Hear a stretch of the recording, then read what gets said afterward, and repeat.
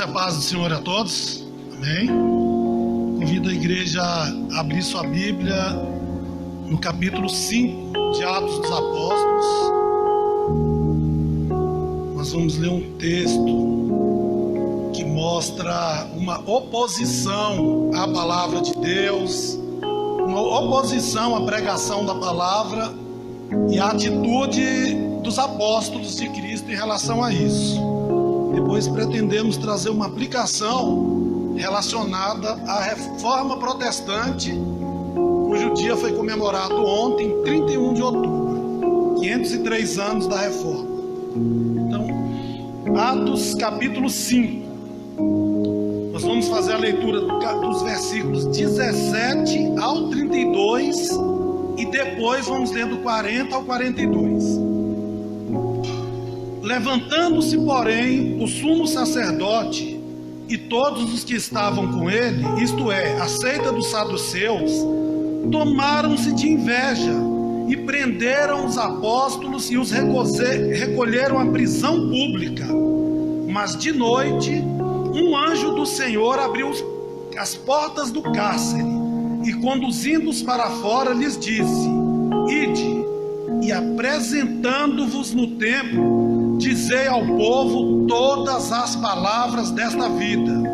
Tendo, pois, ouvido isto, logo ao romper do dia, entraram no templo e ensinavam. Chegando, porém, o sumo sacerdote e os que com ele estavam, convocaram o sinédrio e todo o senado dos filhos de Israel e mandaram buscá-los no cárcere. Mas os guardas, indo, não os acharam no cárcere, e tendo voltado, relataram dizendo: achamos o cárcere fechado, e com toda segurança, e as sentinelas nos seus postos juntos às portas, mas abrindo-as, ninguém encontramos dentro. Quando o capitão do templo e os principais sacerdotes ouviram estas informações, ficaram perplexos a respeito deles e do que viria a ser isto. Nesse interim, chegou-lhes e lhes comunicou: eis que os homens que recolhestes no cárcere estão no templo ensinando ao povo. Nisto, todo o capitão e os guardas os trouxeram sem violência, porque temiam ser apedrejados pelo povo. Trouxeram-nos, apresentando-os ao sinédrio, e o sumo sacerdote interrogou-os, dizendo: expressamente vos ordenamos que não ensinasseis nesse nome. Contudo, enchestes Jerusalém dessa vossa doutrina, e quereis lançar sobre nós o sangue desse homem.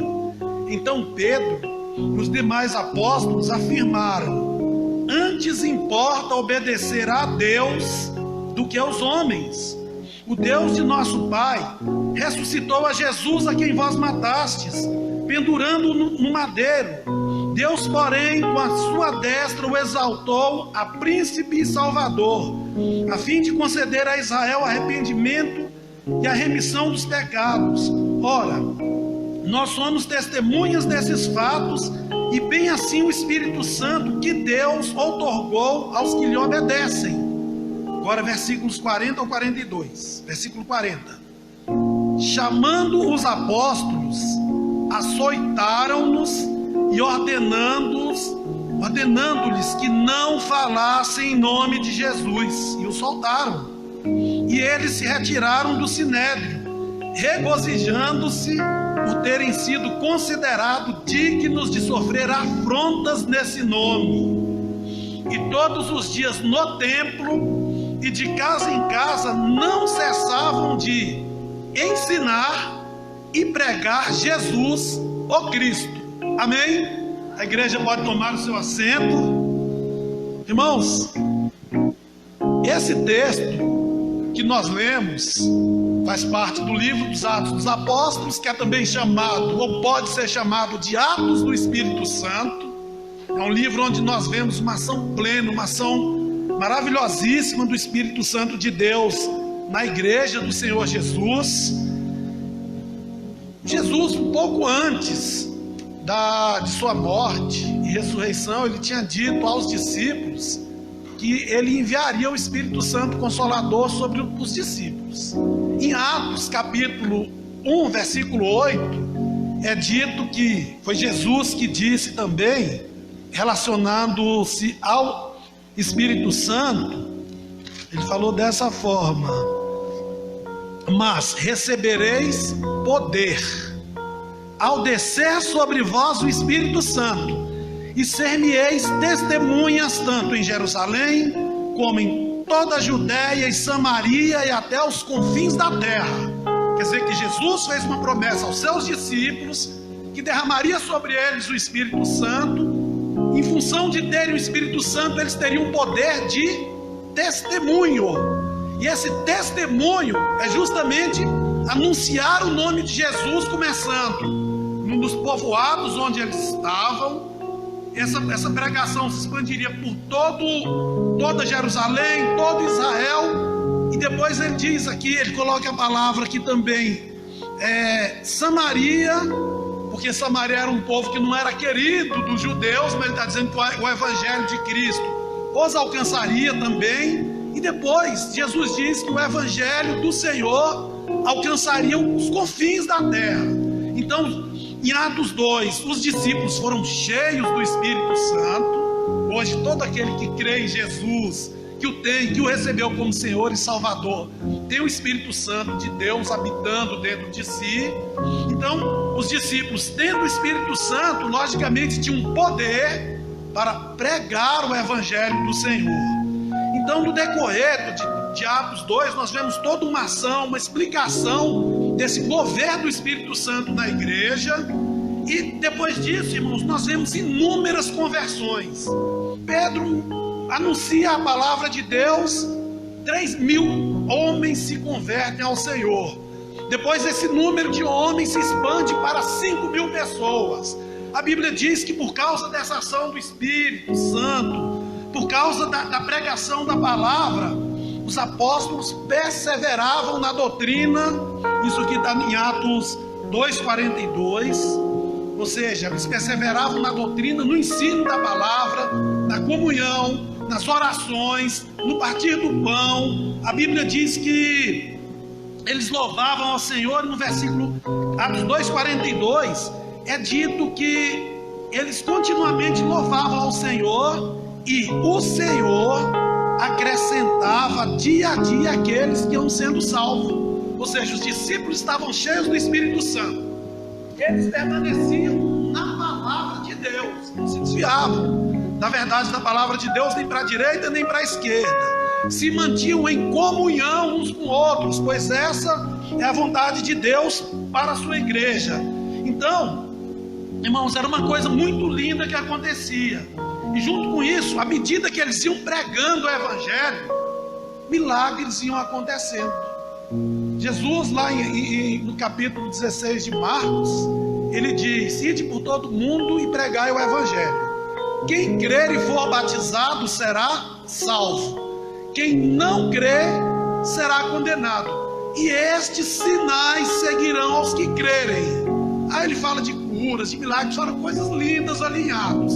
Então, a ocorrência de sinais em meio à igreja, ela decorre da pregação do evangelho. É por isso que Jesus não disse: ide por todo mundo e pregai milagres. Nós não precisamos pregar, nós sabemos que ele acontece.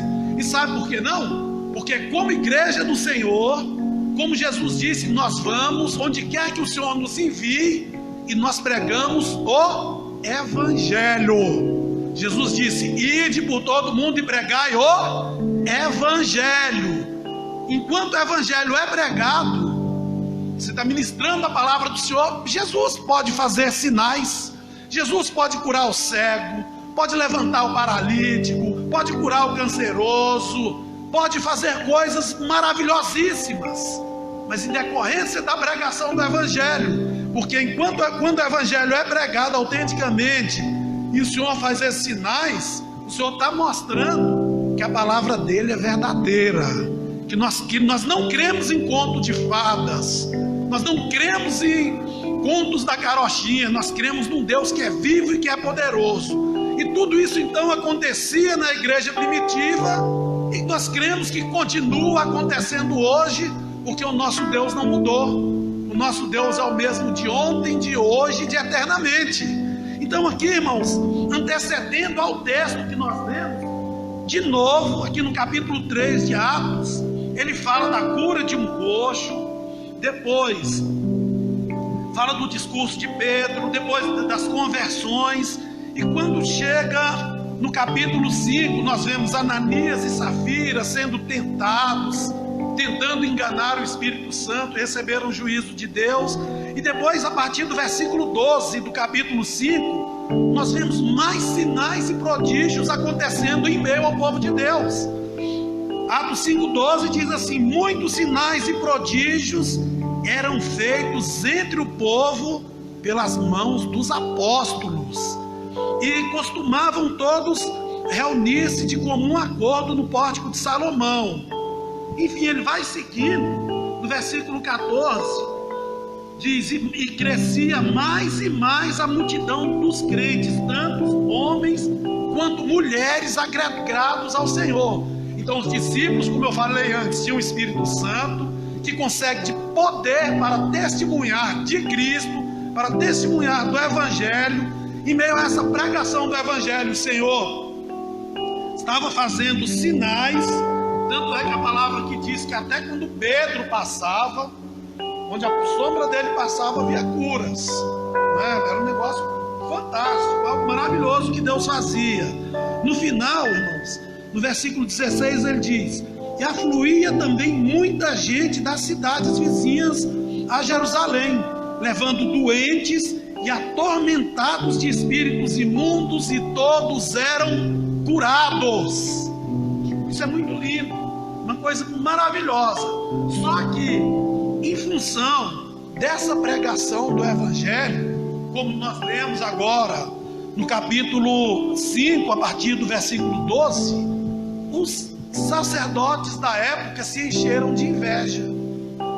No versículo 17: levantando-se, porém, o sumo sacerdote e todos os que estavam com ele, isto é, da seita dos saduceus, porque de um lado os discípulos de Cristo anunciavam o Evangelho, o Senhor operava maravilhas pelas mãos dos apóstolos, mas os saduceus mesmos, eles não criam em anjo, eles não criam no sobrenatural de Deus, eles não acreditavam, não é? Ou seja, eles tinham a palavra de Deus nas mãos, mas mesmo tendo a palavra de Deus, eles não conseguiam compreender essa palavra. Então, por inveja, colocaram os discípulos do Senhor na prisão. E por que colocaram? Como nós fizemos a leitura aqui, porque os discípulos, eles ensinavam a palavra. No versículo 27 está dizendo, ó: tendo ouvido isto, logo ao romper do dia, entraram no templo e ensinavam a palavra. Por quê? Porque eles foram colocados na prisão e Deus deu ordem a um anjo para tirá-los de lá, e foi algo sobrenatural, porque eles saíram, mas ninguém viu a porta ser aberta, ninguém viu uma pessoa chegar lá e abrir a porta. Então eles saíram e continuaram ensinando a palavra. No texto que nós lemos aparece a palavra ensinar 4 vezes: ensinar, ensinar, ensinar e ensinar. Isso faz parte do Evangelho de Cristo. Então eles saíram, continuaram ensinando, mandaram buscar, viram que sobrenaturalmente eles saíram. Eles disseram no versículo 22, olha: mas os guardas, indo, não os acharam no cárcere, e tendo voltado, relataram, dizendo: achamos o cárcere fechado. Irmãos, como aqueles homens saíram com o cárcere fechado? Humanamente é muito difícil de explicar, mas do ponto de vista de Deus, tudo é possível, né? Deus abriu a porta onde nenhum homem podia abrir, literalmente aqui, nenhum homem podia abrir. Achamos o cárcere fechado, com toda segurança, e as sentinelas nos seus postos, juntos às portas, mas abrimos, ninguém encontramos dentro. Que coisa incrível! Imagine todo mundo fechado aqui, as portas trancadas, e de repente Deus tira todo mundo para fora, vê alguém nos procurar, encontram essas portas fechadas, e não sabem explicar o porquê. Eles não sabiam, mas o que nós sabemos é que Deus deu ordem a um anjo a favor dos seus servos. Deus dá ordem a nosso favor, a favor da igreja. Então não encontraram. Com base nisso, o sumo sacerdote e as demais autoridades mandaram ir atrás dos discípulos que estavam pregando a palavra. Nós lemos que eles foram lá, saíram da cadeia, foram pregar a palavra de Deus. E o sacerdote então deu uma ordem. Eu vou ler aqui o que ele disse, versículos 27 e 28. Trouxeram-nos apresentando ao sinédrio, e o sumo sacerdote interrogou-os, dizendo: expressamente vos ordenamos que não ensinasseis nesse nome. Ele está dizendo: olha, nós demos uma ordem expressa para vocês não falarem no nome de Jesus, e vocês desobedeceram nossa ordem, e acabaram enchendo Jerusalém com essa sua doutrina. Qual era a doutrina deles, irmãos? Anunciar Cristo e Cristo ressuscitado. Anunciar que Cristo, Filho de Deus, veio a esse mundo, tomou forma de homem, viveu, morreu na cruz do Calvário, ressuscitou ao terceiro dia e subiu aos céus. Essa é a doutrina, é a síntese do Evangelho de Cristo. Então eles faziam isso, e isso incomodava aquelas autoridades de Jerusalém. Isso incomodava aqueles homens, os saduceus, que não criam que o nosso Deus poderia fazer prodígios, fazer coisas miraculosas. Então, quando eles terminaram de falar, Pedro anuncia: antes importa-nos a obedecer a Deus do que a homens, porque homens tentaram impedir o anúncio do Evangelho do Senhor. Mas entre obedecer a palavra de Deus, que diz: ide por todo mundo e pregai o Evangelho a toda criatura, e ouvir a voz de um homem que diz: não fale de Jesus, Pedro deu ouvido. Nós como igreja damos ouvidos à voz de Deus, e dando ouvidos à voz de Deus, nós vamos e pregamos o Evangelho a quem quer que Deus nos ordene.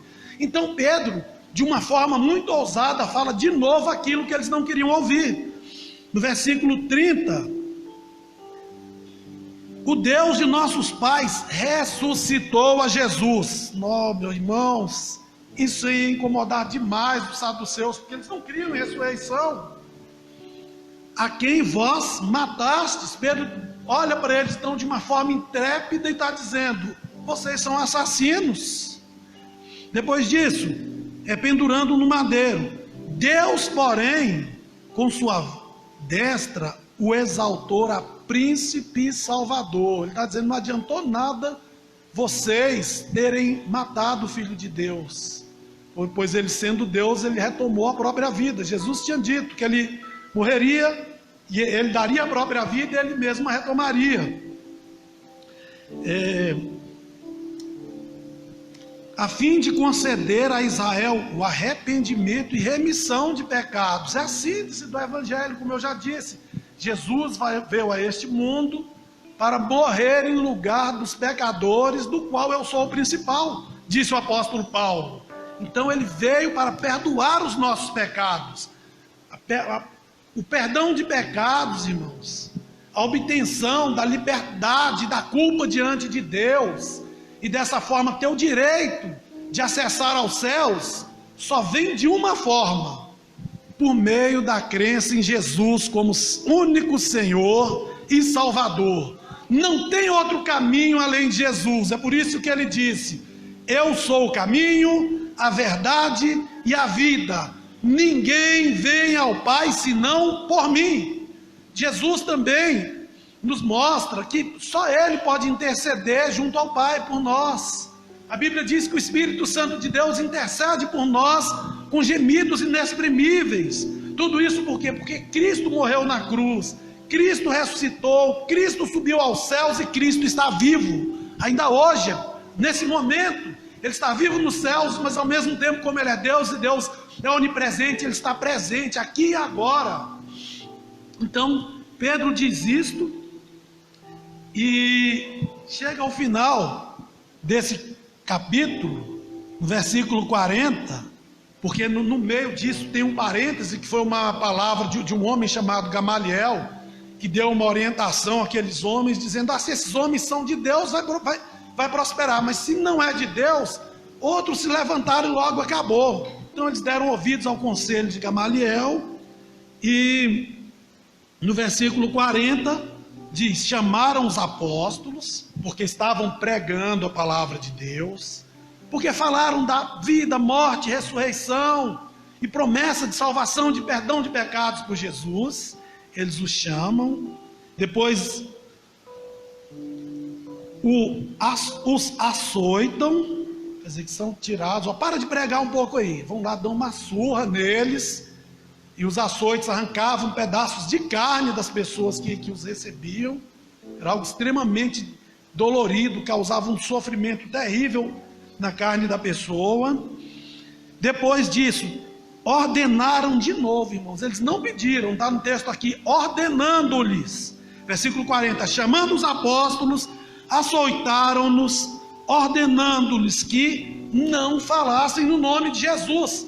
Então nós vemos no início, nós vemos no meio, e nós vemos no fim do capítulo a ordem dos sacerdotes dizendo: não falem em Jesus, ou seja, uma oposição à pregação do Evangelho. E por outro lado, os discípulos de Cristo, que eram cheios do Espírito Santo, que tinham o poder do Espírito Santo em sua vida, ignorando essa ordem e prosseguindo com o anúncio do Evangelho do Senhor.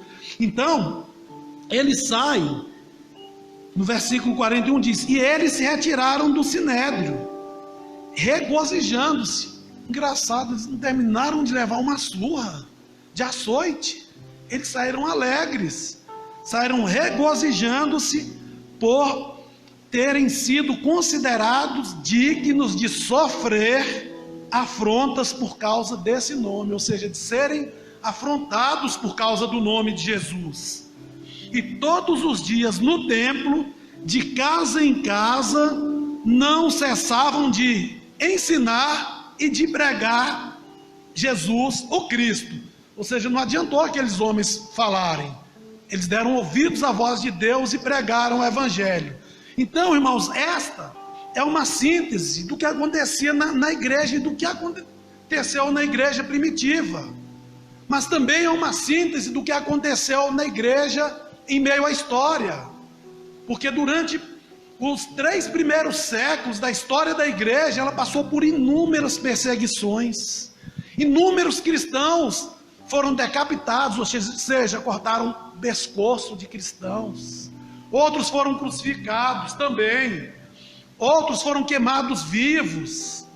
Enfim, sofreram uma série de adversidades ao longo de 300 anos de história da igreja. Só que em meio a essa história também aconteceram alguns problemas. Porque assim como se levantaram homens de Deus, no meio da história da igreja se levantaram alguns outros homens que, ao invés de pregarem essa doutrina dos apóstolos, começaram a trazer outras doutrinas como meio de salvação. Uma delas é a salvação pelas obras. É como se eu pudesse dizer da seguinte forma: seja bonzinho, seja uma boa pessoa e você será salvo. Irmãos, o fato de uma pessoa ser uma boa pessoa, o fato de ser uma pessoa caridosa, o fato de ajudar o próximo, o fato de não cometer uma série de outros pecados, sem Cristo na vida não leva a lugar nenhum e não leva a salvação. O homem precisa de Jesus Cristo como Senhor e Salvador para ter direito aos céus, para poder de verdade se achegar a Deus, e a partir daí sim, tudo que ele fizer não vai contar para ser salvo, porque a salvação vem exclusivamente de Cristo, mas vai contar como prêmio diante de Deus, como galardão por boas obras feitas diante de Deus.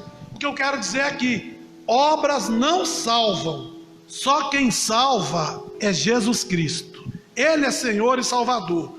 Mas como eu disse, então, no decorrer da história, muitos homens introduziram essa heresia e muitas outras mais. A Bíblia diz que Jesus Cristo é o nosso único intercessor. e o Espírito Santo que intercede por nós com gemidos inexprimíveis. Mas ao longo da história, os homens, as religiões criaram outros mediadores e outros intercessores. Como eu disse anteriormente, Jesus não disse que existem vários caminhos que levam a Deus. Só existe um caminho que leva a Deus, que é Jesus. Então, todas essas doutrinas foram infiltradas dentro da igreja. Inúmeras doutrinas, que eu não vou as elencar aqui. Então, depois do ano 300, anos 400, até mais ou menos o ano de 1300, a igreja, nesse período que é chamado de Idade Média, ela entrou num momento que é chamado de trevas espirituais. Por que trevas espirituais, irmãos? Porque a palavra de Deus foi sendo abandonada de uma forma gradual. E no ápice desse tempo, no auge desse tempo, os homens já não tinham conhecimento da palavra. E acreditavam em uma série de coisas que não tinham nada a ver com a palavra de Deus para serem salvos. Acreditavam que se uma criança morresse, ela ficava vagando no limbo. Então que ela tinha que se pagar uma oferta à igreja para ela receber um batismo, para evitar de vagar no limbo. E naquela época aconteciam inúmeras pestes, muitas crianças morriam. Então pessoas que eram carentes, muito humildes, que não tinham mais acesso à palavra de Deus, eram ludibriadas. Também nesse período, já no auge desse período, surgiu o que é chamado da venda de perdão. Inventaram a venda do perdão, que era as indulgências. Diziam, você vai ajudar a igreja, você vai colocar uma oferta, e quando a sua moeda ela bater no fundo do gasofilácio, ou no fundo do cofre, a sua alma vai receber tanto tempo de perdão. E também para construírem uma basílica em Roma, a autoridade eclesiástica daquela época, inclusive essa autoridade não existe na Bíblia, determinou que os seus emissários fossem por diversos países vendendo indulgência. Então a pessoa podia comprar o perdão por 5 anos, por 10 anos. Aqueles que eram ricos podiam comprar já o perdão pela eternidade. As pessoas eram enganadas. Os homens compravam indulgências. O homem podia dizer assim, eu comprei a minha salvação, então agora eu posso pecar à vontade, porque eu paguei por essa salvação, então está tudo bem para mim. Só que a verdade bíblica não é essa. Então, em função dessas coisas, alguns homens de dentro da igreja, ao lerem a Bíblia e terem plena consciência de que a salvação só vem por meio de Jesus e por nada mais além de Jesus, começaram a protestar contra isso. Antes da reforma protestante, eu só vou citar 2 aqui, e o terceiro, que é o marco da reforma. Então, eu vou citar John Wycliffe e John Hus, que foram pré-reformadores, irmãos. John Wycliffe, ele foi um professor da Universidade de Oxford, na Inglaterra, foi teólogo e um homem que desejou ardentemente a reforma da igreja. Que reforma era essa? Que a igreja se voltasse para a Bíblia. Além de fazer isso, o Wycliffe ele fez a primeira tradução, começou a primeira tradução da Bíblia para o inglês, porque o desejo dele era que todos os homens tivessem a palavra de Deus nas mãos. É vontade de Deus que os homens tenham acesso à palavra dele. Mas até então, só as autoridades eclesiásticas tinham essa palavra. Até então, mesmo tendo essa palavra, ela não era pregada na língua do povo. Ela era pregada no latim. A autoridade eclesiástica ficava de costas para o povo, falava em latim, muitas vezes um texto que ele decorava, nem ele sabia o que estava falando, e terminava o culto e o povo ia embora sem saber de nada. E trazia doutrinas que eram secundárias à palavra de Deus, que eram heréticas. Como eu falei, salvação pelas obras, colocação de outros intercessores além de Cristo, outros mediadores além de Cristo, e enfim, outras mais. Então Wycliffe, vendo isso, se entristeceu, começou a escrever a palavra. Mas assim como os apóstolos foram proibidos de falar em Cristo, as autoridades de então, também autoridades eclesiásticas, proibiram John Wycliffe de dar continuidade ao seu trabalho. Ele recebeu uma condenação, enfim, mas não a morte nesse caso aqui. Ele morre. Depois que ele morre, alguns homens, um grupo de homens chamados Lollardos, concluíram a tradução, a primeira tradução da Bíblia para o inglês, que recebe o nome de Bíblia Wycliffe, ou Wycliffe, dependendo de quem fizer a tradução. Só que depois da morte dele, a igreja ainda inconformada, porque ele foi um precursor da reforma, um homem que quis trazer a igreja de volta para a palavra, fizeram uma reunião e disseram: não, vamos pegar até os ossos do Wycliffe e vamos queimar. Aí pegaram os ossos dele, queimaram na fogueira e jogaram as cinzas num rio, num rio chamado Swift. Só que esse rio Swift, ele desembocava no outro rio, que desembocava no outro, que desembocava no mar. Isso traz um significado para a igreja. Muitos autores colocam: não adiantou querer barrar a pregação da palavra, porque assim como as cinzas de Wycliffe saíram de um rio para outro rio e atingiu o mar, que atinge todo mundo, a palavra de Deus não é presa por ninguém, ela também atinge o mundo, irmãos. Esse foi o primeiro pré-reformador. Vou citar o segundo, para depois a gente citar o terceiro e concluir. O segundo pré-reformador foi John Hus. John Hus, ele viveu na Boêmia, que hoje seria a República, uma cidade da República Tcheca. Nasceu em 1369 ou 1371. Ele estudava os ensinamentos de Wycliffe e começou a pregar a palavra de Deus. E uma das coisas que ele pregou e que assustou as autoridades eclesiásticas, como eu disse, as autoridades só liam em latim de costas para o povo. Ele começou a dizer que a autoridade na igreja do Senhor é a Bíblia, irmãos. Ele falou isso naquela época. Jesus nos mostra que a palavra de Deus é viva e eficaz. E a palavra de Deus continua viva hoje. Essa aqui é a nossa regra de fé. Não é o que eu penso, não é o que eu imagino, não. É o que a Bíblia diz. Então ele colocou a Bíblia como autoridade da igreja, como grande paradigma da vida cristã. Também naquela época, uma determinada religião, como faz até hoje, só dava um pedaço de pão para o povo. E a autoridade eclesiástica ia lá e tomava o cálice. Só que a Bíblia diz que quando Jesus instituiu a ceia do Senhor, e assim nós fazemos até hoje, é distribuído ao povo o pão e o vinho e o cálice, que o pão simboliza o corpo de Cristo e o vinho simboliza o sangue de Cristo. Só que essa religião lá dizia que quando a autoridade eclesiástica levantava o pão, aquele pão se transformava no corpo de Cristo, na hora, que é chamado de doutrina da transubstanciação. Só que a Bíblia nunca disse isso. Nós não comemos o corpo de Cristo vivo.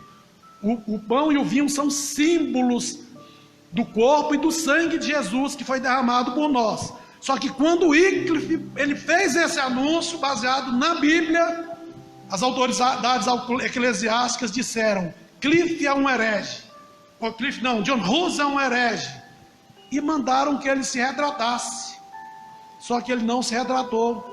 Ele ficou preso por 7 meses. E nesses 7 meses insistiram com ele que ele abandonasse esse pensamento bíblico. Mas para ele o que valia era a consciência plena da verdade das Escrituras, irmãos. Não era o que aquelas autoridades que já haviam se desviado da verdade da palavra diziam, não. Era a verdade da palavra. E a palavra diz então que, como eu já disse, nós temos o pão simbolizando o corpo, o vinho simbolizando o sangue de Jesus, e que são símbolos que a igreja celebra continuamente. Então, por causa disso, ele recebeu uma forte oposição da igreja, ficou esse período preso, 7 meses preso, como eu falei, e no fim, no último momento, mesmo condenado, deram mais uma chance para ele. Só que nesse momento ele já estava postado num tronco, cercado de madeira, e eles iam tocar fogo ali, fazer uma fogueira para ele ser queimado vivo. Falaram, inclusive o rei estava presente, e disseram, Hus, toda hora eu estou falando Wycliffe, mas o Wycliffe já foi, é Hus, John Hus. Disseram, olha Hus, você tem que abandonar esse pensamento, você tem a chance de viver agora, negue tudo isso e viva. Mas ele não negou, porque ele tinha a mente cativa à palavra de Deus. Então, não teve um final feliz aos olhos dos homens. Mas quando tocaram fogo, irmãos, ele começou a entoar um hino de louvor a Deus. E dali partiu para a eternidade, sem negar a verdade da palavra do Senhor. Depois dele, para a gente encerrar, esses dois são os dois pré-reformadores. Agora nós vemos aqui um homem que é o marco da reforma protestante. Tem outros vários nomes, mas esse aqui é o marco. É Martinho Lutero. Martinho Lutero, ele era um homem religioso. Ele desejava a todo custo fazer a vontade de Deus, fazia boas obras, se autoflagelava, ou seja, pegava um chicote, batia no corpo, muitos jejuns, fazia de tudo, mas ele nunca teve paz com Deus. Até que, num dado momento, ele toma conhecimento, está lendo a Bíblia e faz a leitura de Romanos capítulo 1, 17, quando no final é dito, o justo viverá da fé. E ele vai meditar nisso, ele vai entender que para ser justo não é por suas obras, mas que o homem tem que ser justificado por Cristo Jesus. Isso está no livro de Romanos. O justo viverá da fé, não da fé em suas obras, mas de uma fé autêntica na pessoa de Jesus, que é o caminho que leva a Deus. Então, ele já tinha sido influenciado pelas obras de John Hus, também pelos escritos do livro de Romanos. Então, no dia 31 de outubro, ele estrategicamente escreve 95 teses, ou seja, 95 textos mostrando uma série de erros que a igreja da época estava cometendo, e por isso abandonando a Bíblia, abandonando a verdade da palavra de Deus. Ele colocou, por que ele colocou no dia 31 de outubro? Inclusive, vou abrir um parênteses, muitos no dia 31 de outubro comemoram o dia das bruxas. Servo de Deus não comemora dia das bruxas não, irmãos, que isso é algo satânico, é satânico, isso não é de Deus não. Dia 31 de outubro nós lembramos da reforma protestante, foi o dia que ele colocou essas teses, porque ele sabia que no dia 1º de novembro, todo mundo ia para a igreja, que era considerado o dia de todos os santos. Hoje é 1º de novembro, hoje é dia de todos os santos. Quem é santo de Deus? Nós somos separados do Senhor, porque ser santo, segundo a Bíblia e segundo o próprio dicionário, é ser separado para Deus. Ter a vida santificada é ser separado para Deus.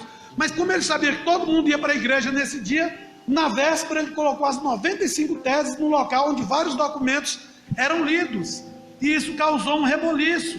E uma das teses que ele colocou lá foi uma crítica à igreja. Foi porque nesse dia, nesse período, chegou um homem lá chamado Tetzel, enviado pela autoridade eclesiástica de Roma, que era a maior autoridade do povo, e mandando vender mais indulgências, porque ele tinha que construir uma basílica.